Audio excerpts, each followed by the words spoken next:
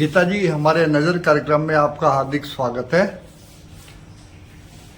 जी सादर नमस्कार। नजर चैनल के सभी दर्शकों को मैं कुमारी गीता, पूर्व जिला पार्षद बावल विधानसभा से सभी को नमस्कार करती हूँ। सादर नमस्कार। तो गीता जी, जैसा कि आपका जो जीवन रहा काफ़ी संघर्षपूर्ण रहा, आप पहले तो अपना परिचय दीजिए कि आप किस गांव से बिलोंग करते हैं और आपका जो एजुकेशन जो था एजुकेशन फील्ड में आप कहाँ तक पढ़े लिखे हैं और आपने समाज सेवा और राजनीति को ही अपना करियर क्यों चुना? मैं कुमारी गीता, बावल विधानसभा पूर्व जिला पार्षद, खोल मंडल में मेरा जिला पार्षद वार्ड था। खोल मंडल बावल विधानसभा का हिस्सा है, वहां से मैं जिला पार्षद रही हूँ। डिस्ट्रिक्ट टॉप रिजल्ट से मैंने जिला पार्षद जीता। सामान्य सीट से मेरे इलाके ने मुझे प्यार दिया। सामान्य सीट से मैं डिस्ट्रिक्ट टॉप रिजल्ट से जीती हूँ। मेरे इलाके ने मेरी जाति नहीं देखी, मेरे कर्म के आधार पर मुझे जिला पार्षद बनाया था।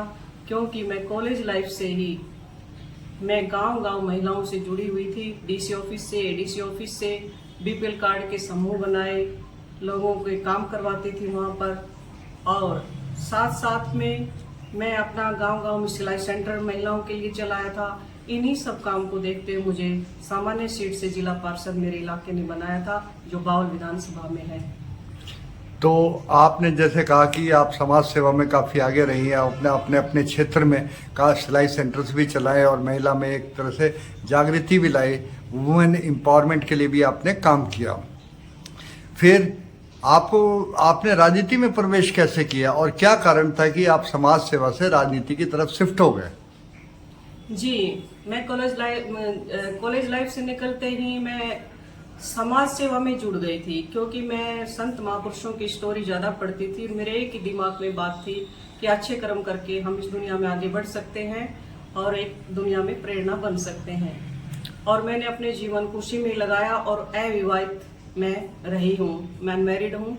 और मैंने अपनी पढ़ाई MA पॉलिटिकल साइंस पूरी पढ़ाई की है उसमें। तो मैं सोशल वर्क करती थी, किसी दफ्तर में जाती थी, किसी कार्यालय में जाती थी, तो मुझे वहां पे महसूस हुआ कि पावर चाहिए समाज सेवा करने के लिए भी। अगर समाज सेवा और पावर को मिला दिया जाए तो मैं अच्छा कर्म कर सकती हूँ। और मैंने इसी को देखते हुए जिला पार्षद वार्ड अपना फार्म भरा और मेरे क्षेत्र ने 25 गांव मेरे बावल विधानसभा खोल मंडल में जिला पार्षद वार्ड नंबर 8 में आते थे। मैं डिस्ट्रिक्ट टॉप रिजल्ट से मैं जीती और बेस्ट जिला पार्षद अवार्ड मैंने 26 जनवरी को राव तुलाराम स्टेडियम से सम्मानित हुई। क्योंकि मैं गांव-गांव में महिलाओं के लिए शौचालय बनवाए थे, इसलिए समाज सेवा के लिए ही मैंने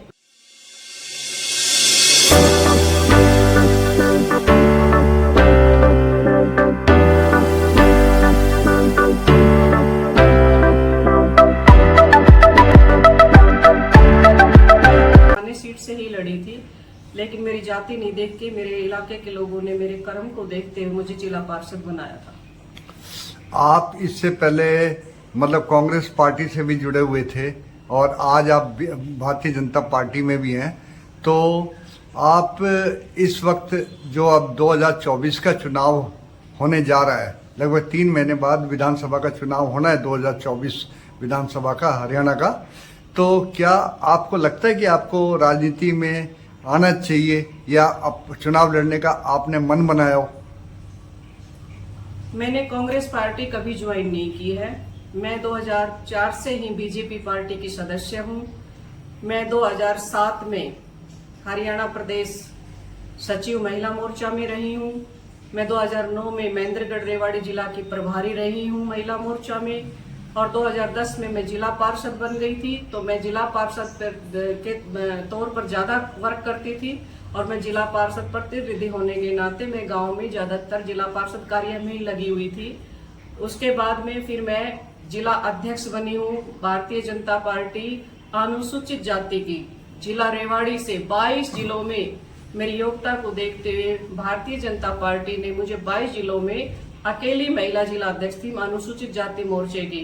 और मैंने प्रदेश कार्यकारिणी भी 2-3 बार करवाई अपने जिले में अनुसूचित जाति मोर्चे की। मैं जिला कार्यकारिणी भी करवाई थी, जिसमें मुख्य अतिथि हमारे आदरणीय सम्माननीय सत्यनारायण जटिया जी थे, और जिला कार्यकारिणी में आदरणीय संगठन मंत्री सुरेश भट्ट जी थे। राष्ट्रीय कार्यकारिणी भी मैंने करवाई है, और अभी प्रदेश कार्यकारिणी सदस्य महिला मोर्चा में रही हूँ, और बावल विधानसभा प्रभारी महिला मोर्चा, और बावल नगर पालिका प्रभारी महिला मोर्चा, और अभी बावल लोकसभा चुनाव समिति की मैं सदस्य बीजेपी में रही हूँ।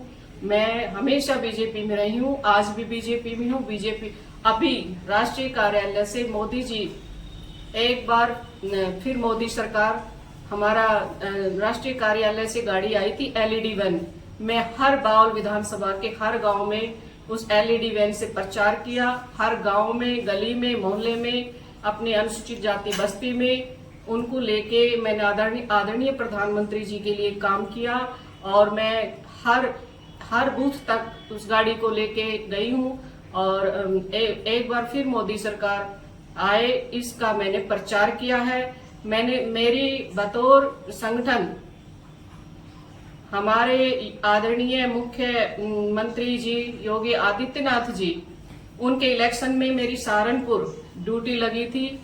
वहां पे मैं 1 महीना से ज्यादा संगठन के तौर पर मैंने अपना दायित्व निभाया, वहां पे संगठन की तरफ से गई थी। और फिर आदरणीय हमारे प्रधानमंत्री जी लोकसभा, उनकी वाराणसी लोकसभा में मैं वहां पे मंडल चिराई में संगठन के तौर पर संगठन में काम करके आई हूँ। राजस्थान में चूरू विधानसभा मुझे संगठन भाजपा संगठन की तरफ से भेजा गया था, चूरू विधानसभा में भी संगठन की तरफ से मैं दायित्व निभा के आई हूँ। तो मैं विभिन्न पदों पे संगठनों में काम किया है, विभिन्न पदों पे आज 2004 से लेके आज तक मैं बीजेपी पार्टी में काम कर रही हूँ। मैंने कांग्रेस पार्टी अब कभी ज्वाइन नहीं की। अब जैसे कि आपने बताया कि आपने भारतीय जनता पार्टी में रहते हुए काफी जगह आपने चुनाव संभाला है, चाहे उत्तर प्रदेश की बात करें चाहे राजस्थान की बात करें, लेकिन जब बात अपने हरियाणा की आती है, खासकर बावल क्षेत्र की आती है, बनवारी लाल जी पिछले लगातार 2 बार वहां के विधायक रहे हैं बावल विधानसभा से, और मंत्री भी रहे हैं। तो क्या ऐसा लगता है कि तीसरी बार भी बनवारी जी को मतलब टिकट मिलेगी, भारतीय जनता पार्टी उनको टिकट देगी, जबकि उनके ऊपर लगभग 3-4 महापुरुष से अनेक आरोप लग रहे हैं, चाहे वो सहकारिता विभाग का घोटाला हो। तो ऐसी परिस्थिति में क्या आप मानते हैं कि उनकी टिकट कहीं ना कहीं किसी और को दी जा सकती है भारतीय जनता पार्टी की? मुझे अपनी भारतीय जनता पार्टी पर पूरा विश्वास है, क्योंकि भारतीय जनता पार्टी में महिलाओं का सम्मान है। महिलाओं को अभी पंचायती राज में 50% आरक्षण भी दिया है, और इसी को ध्यान में रखते हुए वो बावल विधानसभा पर भी महिला को प्राथमिकता मिलेगी। मंत्री भाई बनवारी लाल जी हैं, वो 2 बार रह चुके हैं, लेकिन वो पुरुष भाई में आते हैं, मैं महिला हूं तो महिला को प्राथमिकता हमारी पार्टी देगी। हरियाणा में 17 आरक्षित अनुसूचित जाति सीट है, महिलाएं उसमें जरूर ली जाएंगी, तो बावल को महिला सीट भाजपा पार्टी जरूर करेगी, और मैं इसमें प्राथमिकता में जरूर रहूंगी, क्योंकि मैंने संगठन के तौर पर जो भी मेरे को दायित्व दिया गया है मैं हर जगह पे काम की हूँ। और बावल मेरी स्थानीय विधानसभा है, मेरा गांव बांसदूदा है जो बावल विधानसभा में ही आता है। मैं स्थानीय बेटी हूँ बावल की, और यहाँ पे जो खोल मंडल है वो हमारा पूरा जो ये चाहता है कि हमारी बेटी, हमारी विधानसभा पूरी ये चाहती है कि हमारी बावल की बेटी ही विधानसभा में आए। तो मुझे आपकी बार ऐसा लगता है कि महिला को ही भाजपा टिकट देगी। भाजपा पार्टी से हमारी से पूरी उम्मीद है। यानी आप ये चाहते हैं कि जो बावल विधानसभा जो सीट है वो भी महिला आरक्षित हो, ताकि आप लोगों को अवसर मिले। बिल्कुल, मैं यही चाहती हूँ कि हमारे मंत्री भाई 2 बार बन चुके हैं, तो पुरुष भाई को चांस मिल गया, अब की बार महिला को चांस दिया जाए बावल सीट से, और उस चांस में मैं खरी उतरती हूँ। अगर मुझे भारतीय जनता पार्टी 17 सीट आरक्षित है हमारे हरियाणा में, और मैं उनमें से महिला अनुसूचित जाति महिला ली जाती, तो मुझे बावल से चुना जाए और मुझे ग्राउंड रिपोर्ट देखते हुए मेरा चुनाव एक तरफा जाएगा और बीजेपी की जीत होगी।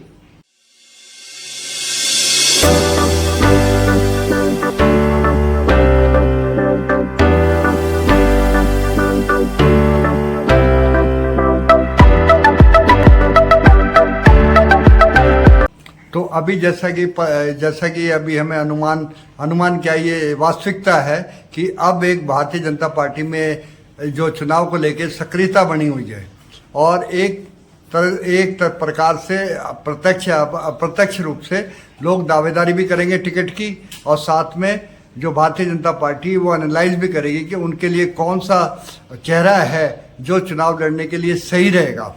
तो ये प्रतिक्रिया और ये जो काम है ये एक तरह से भारतीय जनता पार्टी ने अपना कर दिया है।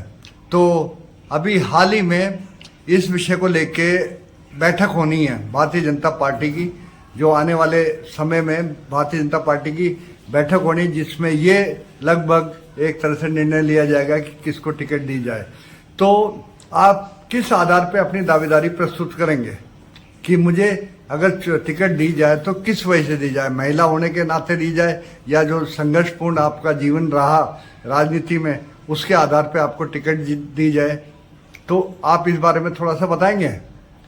मुझे भाजपा पार्टी से पूरी उम्मीद है, क्योंकि मेरे काम में मैंने ईमानदारी से की है, मेरी वफादारी और ईमानदारी में कोई कमी नहीं है। दूसरा, मैं ये भी चाहूंगी भाजपा पार्टी से हमें पूरी उम्मीद है कि महिलाओं को प्राथमिकता दी जाती है, महिलाओं को सम्मान मिलता है, और मुझे महिला होने के नाते 52 सीट से प्राथमिकता मिलेगी। आप ये देखिए, नांगल चौधरी से लेके गुड़गांव तक कोई भी महिला तो है नहीं, तो फिर आपकी पर महिला बावल को मिलनी चाहिए।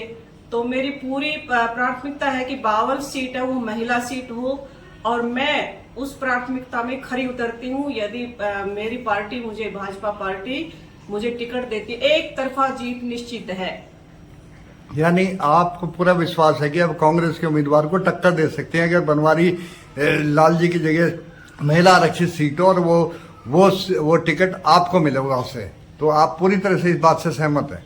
हाँ, मैं पूरी तरह से इस बात से इसलिए सहमत हूँ कि मुझे ही प्राथमिकता में रखेगी भाजपा पार्टी। मैं बावल की स्थानीय बेटी हूँ और बावल में मैं घर घर में काम करती हूँ। जिस भी गली से जाती हूँ, बच्चे से लेके महिलाओं तक सब मुझे जानती हैं, और मैं ग्राउंड से जुड़ी हुई हूँ, जमीन पे काम करती हूँ। अभी किसी पैरासूट से किसी महिला को उतार देंगे, अन्य किसी सिफारिश से कोई महिला आ जाए तो मैं उसको कह नहीं सकती अभी वो जीत जाएगी, जरूरी नहीं वो जीतेगी। मैं अपनी कह सकती हूँ कि मुझे प्राथमिकता में बावल की स्थानीय बेटी को टिकट मिलती है, भाजपा मुझ में विश्वास जताती है, तो यह सीट एक तरफा भारतीय जनता पार्टी की झोली में जाएगी। यानी आप भी ये स्पष्ट करना चाहते हैं कि मैं क्या नाम है, मोदी की गारंटी और बावल में गीता की गारंटी, आप ये कहना चाहते हैं? बिल्कुल, मैं सही कह रही हूँ जी। भाजपा पार्टी को विश्वास दिलाना चाहती हूँ कि अगर आप महिला में मुझे कुमारी गीता को टिकट देते हैं बावल विधानसभा से, तो मैं खरी उतरूंगी चुनाव में। एक तरफा जीत निश्चित है, क्योंकि मैं बावल की स्थानीय बेटी हूं। मैंने अपना पूरा जीवन समाज सेवा में समर्पित कर रखा है। 24 घंटे महिला के बीच में, समाज के बीच में रहती हूं। इन्हीं सब चीजों को देखते हुए मुझे भाजपा पार्टी बावल से महिला टिकट दिया जाए। तो हमारे तमाम दर्शकों को आप क्या कहना चाहते हैं, जो आपके वोटर भी होंगे, तो क्या कहना चाहेंगे आप? हमारे सभी दर्शकों को यही मैं कहना चाहूंगी, और नजर चैनल के दर्शकों से यही कहना चाहूंगी कि आप सभी भी मेरी बात आगे तक पहुंचाएं, और मेरी सभी ग्राउंड रिपोर्ट आप जानते हैं, क्योंकि मैं जनसेवा में आज से नहीं हूं।